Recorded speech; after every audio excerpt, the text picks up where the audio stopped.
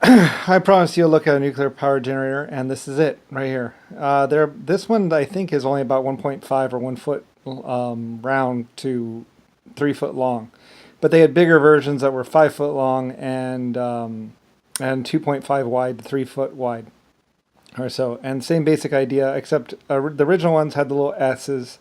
Had the little, curved rounded wheels, and then these had the straight wheels, of course. Steel, of course, not rubber or anything like that. Rubber was very, very expensive at this point in time. This would have been about 1700, year 700 to about year 1500 to somewhere around there.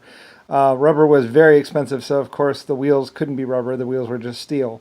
And then the very, very rare rubber was used for the actual installation of the cables. This would have been back when rubber was incredibly rare and incredibly expensive. So, like I say, 700 to about 1200.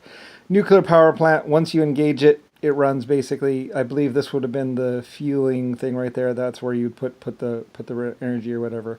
Anyway, in the dormant state, completely safe until you. I believe what you do is you turn the little thingy right there, and it basically activates it. Once it's activated, it runs pretty much and produces power continuously for its life. So once you activate, that's it.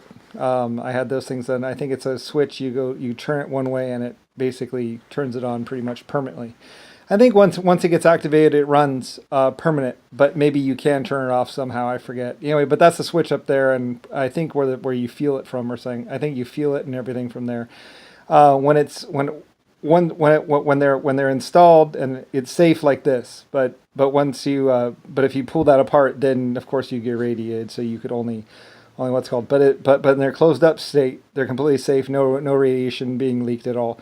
This is the radioactive containment facility right there, and they tested those right there where the actual refueling. It's refueling. It's R for refueling basically, and the little fuel cells are in there, and then you put them in the top, and then you turn that switch, and that turns it on, and that has 3 or 6 phases coming out.